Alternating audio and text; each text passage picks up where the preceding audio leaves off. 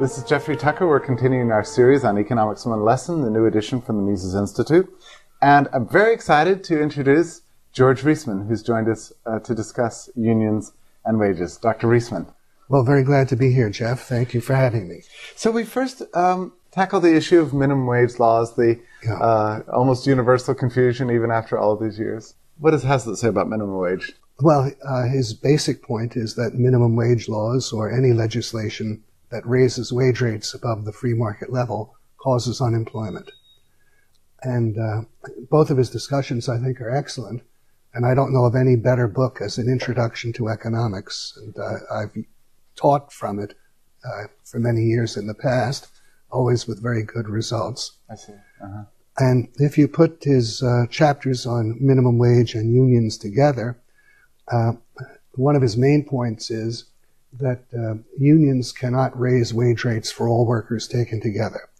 The most they can do is raise wage rates for some groups of workers.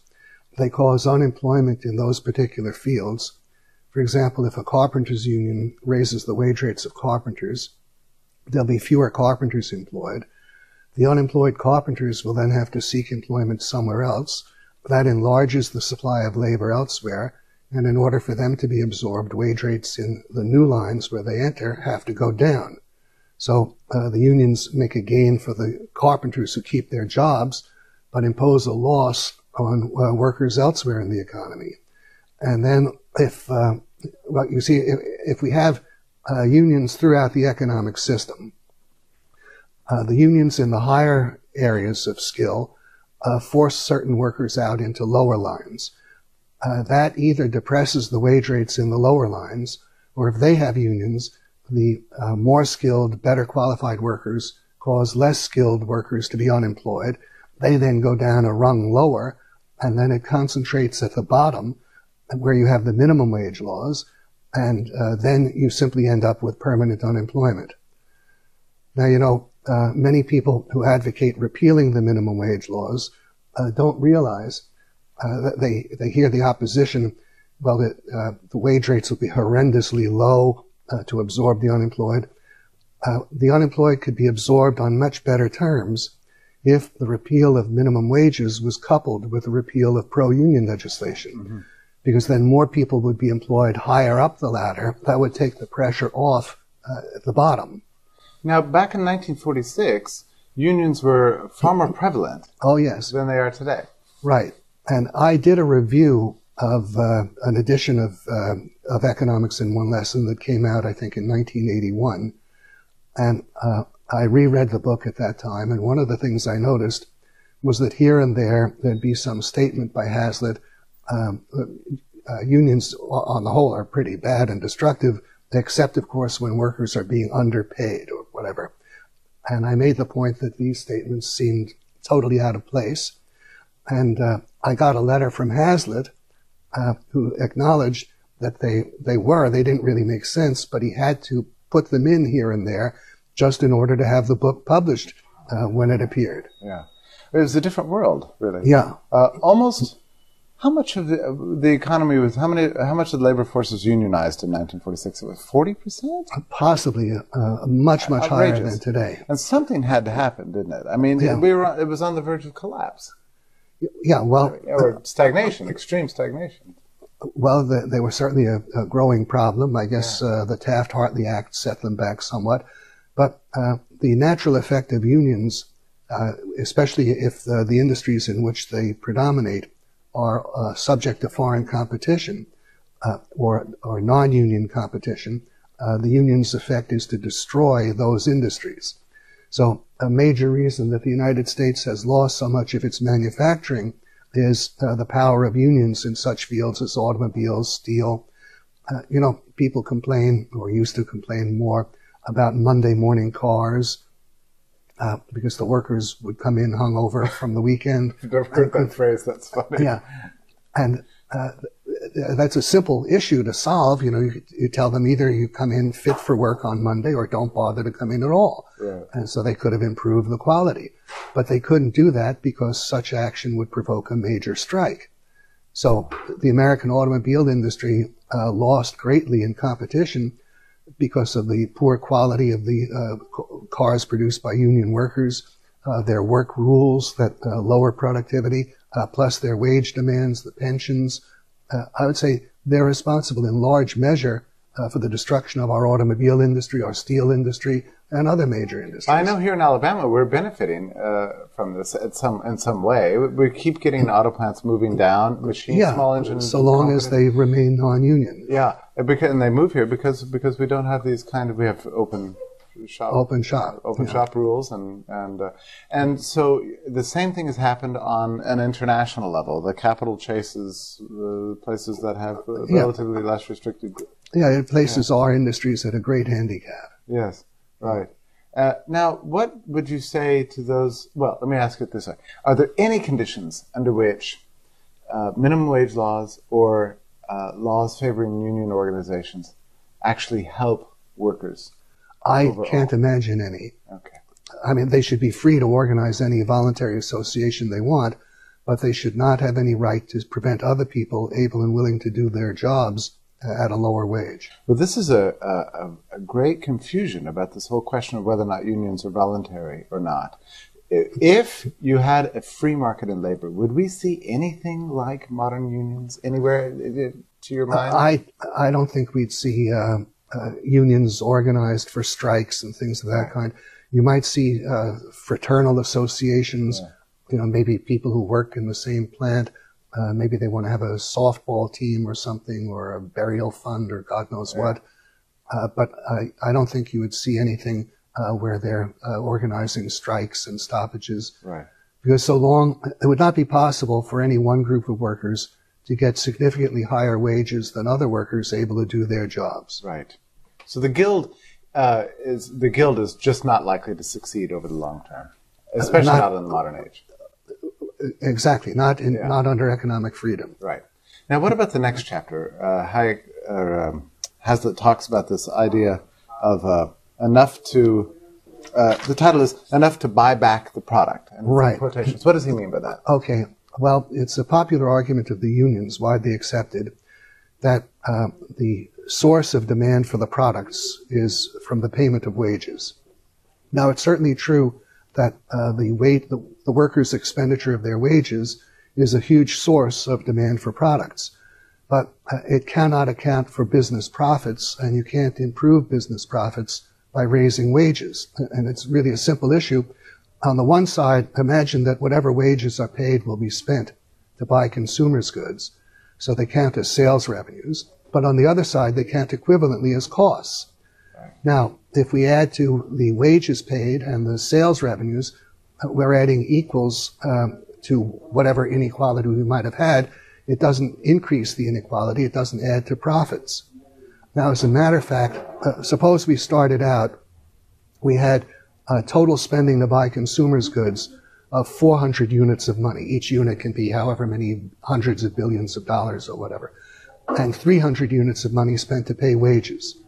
Well, we could reasonably estimate profits at 100. Right. Okay, now, if we raised wages by 100 and the workers spent all the wages, now we'd have 400 of wages, 500 of sales. Profits would still be 100. And as a percentage of sales and costs, they'd be lower. Right. Now, profit margins would go up if total wages went down, and even if sales revenues went down, because we're subtracting equals from unequals, the amount of the inequality is unaffected and becomes a larger percentage. Now, also, one of the things I've discovered, suppose we have a situation where we're trying to recover from a depression, and that there's substantial unemployment and wage rates need to fall. Now, suppose some of the funds previously used to pay wages are now instead devoted to the purchase of machinery. All right, there's going to be the same total sales revenues. The wage earners might spend less for consumers' goods, but more is spent to buy the machines. And for a protracted period of time, costs in the economy will be less, because what you pay out as ordinary wages will show up as costs quite quickly. But if you're using those funds to buy a machine or construct a factory that lasts many years, the only element of cost is the depreciation. So profits would actually increase And you see, this is what was typically believed. If you have mass on profitability, as in a depression, you need a reduction in wage rates, in part to restore profitability. Yes. And it does so to the extent that expenditures are diverted to such things as machines and factory construction. Yes. And do you expect that right now we're entering in a recessionary environment? Do you agree with that? It certainly seems so. The potential is there, right, for a major deflation. And we're starting to see some response in the unemployment rate, right? It seems to be going up. Right. So in light of your exposition and in light of Hazlitt, what do you expect needs to happen? Well, as far as unemployment becomes an issue, all legislation artificially propping up wage rates should be repealed. Yeah. But an even bigger issue that would need to be dealt with is the situation of the money supply and financial contraction. Yeah. And the potential is there right now. We could have something worse than 1929. I'm not saying we will, but the potential is there. And that would have to be addressed. Does Hazlitt address the question of unemployment insurance? He might, but I don't recall it. I don't. Maybe you could elaborate on unemployment insurance. Well, with unemployment insurance, if you mean people when they become unemployed are getting government funds. Benefits. Really. Yeah. All right. No, yeah. All right. Naturally. Well, that enables people to avoid looking for work for a while, and it prevents the fall in wage rates. Right. You see, if you didn't have it, the pressure to reduce wage rates would be that much greater. Yeah. It would occur more quickly. Yeah. And in Britain, unemployment insurance, which was very elaborate in the 1930s, actually prevented restoration of normal economic times. Yes. To even to a greater extent than the U.S. And yet, every time we go into a recession, Congress, Republicans and Democrats, are ready to jump in and... Right. And one other thing I think is very important in this context, even if you have unions just in a few key industries, and they're in a position to prevent a fall in wage rates in those particular industries, that operates to necessitate a vastly greater fall in wage rates in other industries, because when we try to expand production, we need to have expansion occurring more or less throughout the economy. Like suppose we wanted to produce more automobiles, but something was acting as a bottleneck in the production of copper. Yeah. Well, then that greatly retards our productivity in every area that depends on copper. So if you have unions in certain key fields whose expansion is being held back in order to make the employment of people worthwhile elsewhere, you have to overcome this barrier of their productivity being artificially held down because of lack of supplies of complementary factors of production. That's a very interesting point. So that even if unions constitute only, say, 5% of the private sector workforce, they could still do a lot of damage. A lot of damage. And now, I think they presently, I think it's more than 5 now. I think it's about 8 or 9%. To the extent that it's possible for workers easily to unionize, employers don't want that to happen.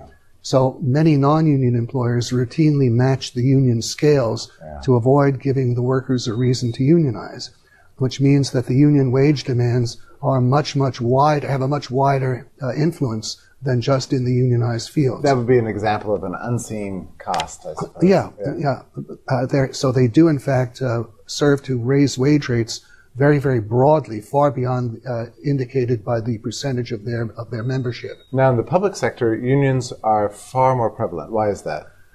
Well, there, the employers are not operating in a market. They're not concerned with matters of profit and loss. They can pay anything, and the taxpayers end up footing the bill, and they're buying votes at the public's expense, and they can run bigger departments. So there, I think a good case could be made. No unions should be allowed, certainly in working for the government, because they're taking unfair. It's like taking advantage of a person incapable of taking care of himself. You know, the government has no profit and loss incentive. It's not its money. Right. So the unions are dealing with someone who can't offer appropriate resistance, and those incentives are to constantly cater to them. So when we see those public sector unions out protesting, demanding more wages, you should hold on to your wallet. Right? Yeah. And that's their area of growth, because they destroy one private industry after another. And in a way, the unions are vampire-like, because they need to find fresh blood in order to prosper. Yeah, that's great. Well, thank you very much, Dr. Reisman, for your exposition today, which is very clear and wonderful. Well, thank you. I have a hard time imagining that Hazlitt could be more clear than you are. Well, thank you very much. It's been my pleasure.